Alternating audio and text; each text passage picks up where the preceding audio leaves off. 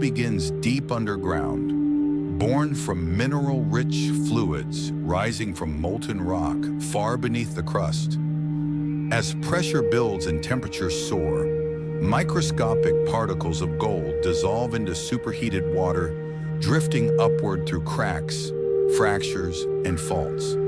And as the planet cools those fluids, gold begins to precipitate out, sticking to the edges of the fractures, coating quartz veins, pooling inside breaks in the bedrock. This entire process leaves behind companions, rocks and minerals that form under the exact same conditions. When you understand these companions, you understand the entire Golden Trail. The first of these geological companions is a type of metamorphic rock that looks as though it has been pressed, heated, and folded by the weight of the continents themselves. Smooth, shiny, layered, and often glittering with mica, this rock records ancient heat and pressure stronger than nearly anything on the surface today. Geologists rely on it because this type of rock forms in the exact environment where gold-bearing fluids originate. It is schist, one of the most respected host rocks in American gold geology. Whenever you step into a region where schist appears, especially in mountain belts stretching from the Appalachians to the Rockies, you stand inside a zone shaped by the very same forces that produce gold. But schist alone isn't the signal. Gold needs a highway, something that carried the fluids upward and froze them in place. And for millions of years, that highway has been quartz. Thick white or translucent quartz veins cut through darker rock like frozen lightning. They slice across schist, granite, basalt, and almost anything in their path. When hydrothermal fluids carrying gold cooled inside these veins, they left behind crystals, fractures, iron staining, and sometimes visible flakes of precious metal frozen in time. Even the rusty orange-red stains that coat quartz in gold country tell a story. They signal iron oxidation, nature's way of marking the path of mineralization. Where quartz cuts through schist, the story of gold becomes clearer. But the real confirmation appears in a third rock, an often overlooked heavy, rusty, metallic stone that forms at the surface when iron-rich minerals weather. It can appear deep brown, jet black, or blood red, and it leaves stains on anything it touches. This stone is ironstone, the unmistakable marker of a hydrothermal system that once pulsed with mineral-rich fluids. Gossan caps, iron crusts, limonite masses, and hematite-laced stones are nature's final stamp of approval. They say, yes, the chemistry, the temperature, and the fluids that create gold were here. When schist provides the birthplace, quartz provides the pathway, and ironstone reveals the chemical transformation. The three-rock combination is complete, not a myth, not a rumor. A geological pattern repeated across the United States wherever gold has been historically and scientifically confirmed. From the Sierra Nevada range to the Georgia Gold Belt, from Arizona's iron-rich ridges to Colorado's metamorphic cores, from the river-cut canyons of Oregon to the ancient schist belts of Alaska, this trio appears with remarkable consistency. Finding these three rocks is like reading a coded map. First, you notice the schist, layered, glittery, easily split, shaped by immense heat. You run your hand across its surface and feel the grain of an ancient world. Then you notice the quartz, bright white, jagged, cutting across a darker rock like veins of frozen sunlight. And finally, the ironstone, heavy, metallic, oxidized, a deep, rusty color that stands out even in the shade. These rocks are not random. Their presence together is a geological conversation, and each stone adds a layer of meaning. Gold hunters, prospectors, and professional geologists use this combination in the field without fanfare. They know that if schist and quartz appear together, the ground has history. But when ironstone joins the scene, the ground has potential. And when all three appear within walking distance, sometimes even within arm's reach, you have stepped into a zone where gold once moved, gathered, and concentrated. This is the exact method used in American exploration. Locating metamorphic host rocks, tracing the quartz veins that fracture them, and studying the oxidized ironstone that reveals the age of the system. Companies invest millions in drilling programs based on this geological triangle. Prospectors stake claims on ridges where these rocks intersect. And ordinary people, those who understand these quiet clues, find gold in places others overlook. When you walk into a landscape with these three rocks, you begin to see the world differently. Hills that once looked ordinary now appear as chapters in an ancient story. River bends become pathways that once carried broken quartz downhill. Rust-colored ridges become signposts pointing toward old veins. Even the gravel beneath your feet becomes a record of erosion, carrying fragments of the very rocks connected to gold. The power of the three rock combination is not just scientific, it is practical. It tells you where to look, how to interpret the land, and where gold is most likely to be trapped today. It teaches you that gold does not scatter randomly, but follows rock types, structures, and chemistry. And once you understand those patterns, you can predict where gold should be, even in places you've never explored before.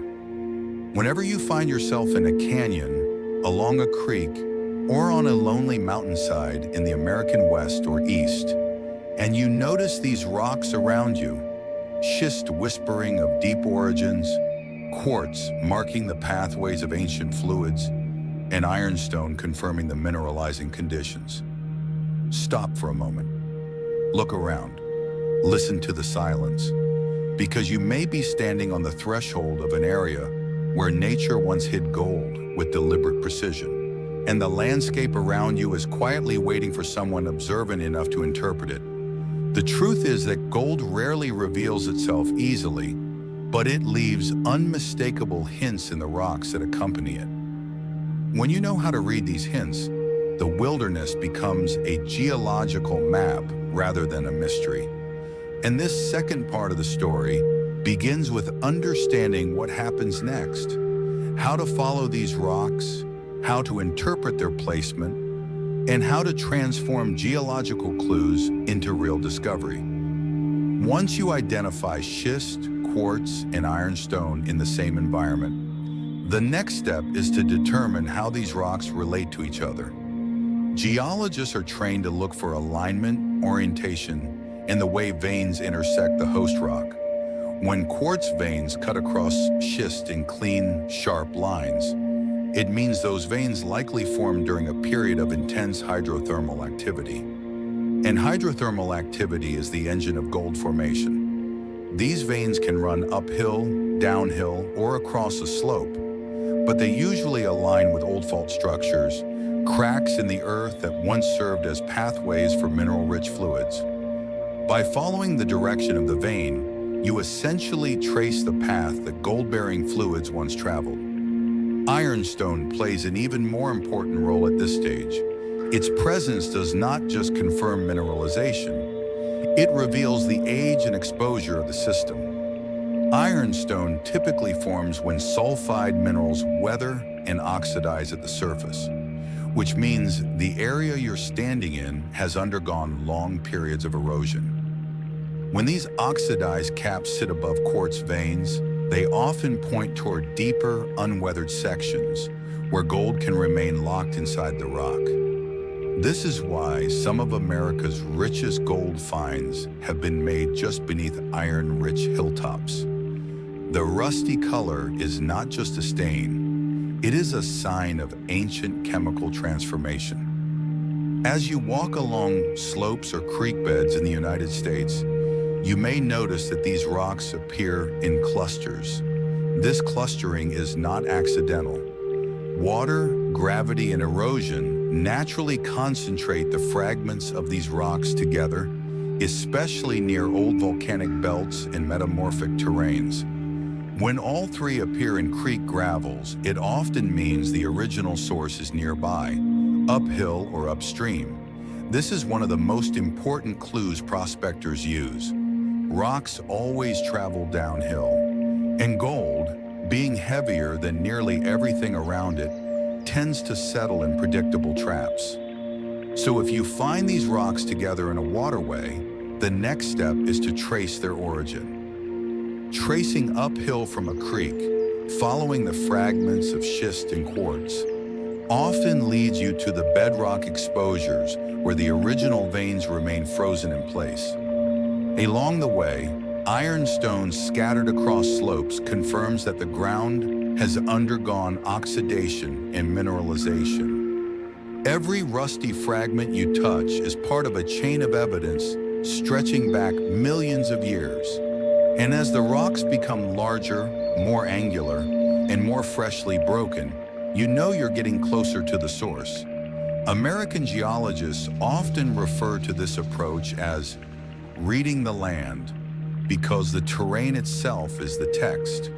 The shape of the valley, the tilt of the hillside, the position of old boulder fields, all carry meaning. Gold-bearing areas frequently appear where steep slopes flatten, where ridges intersect like braided threads, or where old river channels changed direction long ago.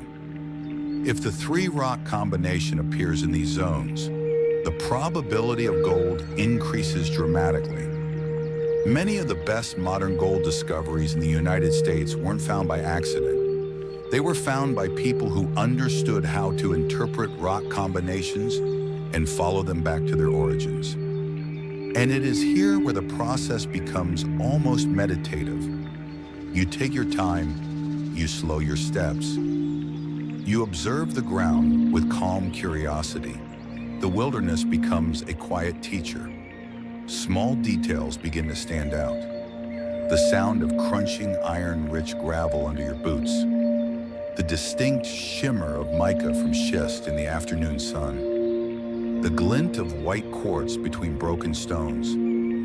You begin to sense a pattern. The environment feels mineralized, as if the land itself still remembers the ancient pressure, heat, and geological violence that once shaped it. When you reach the source area, whether it's a ridge, a hillside, or a bedrock exposure, you'll often notice the rocks aligning in a way that tells a story.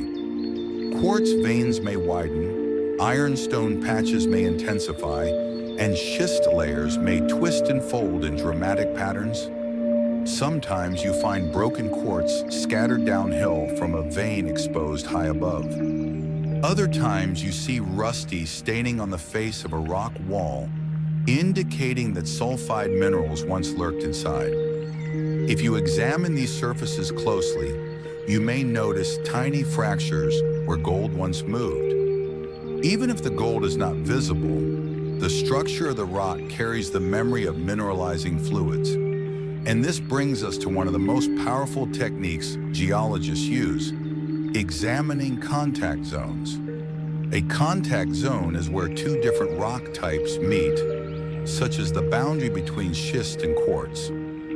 These boundaries are prime locations for gold deposition because the change in chemistry and pressure often cause gold to drop out of solution. When quartz veins cut through schist and ironstone coats the edges of those veins, the chances of gold increase significantly. Many American gold mines began at these exact boundaries, but gold is rarely found at the surface.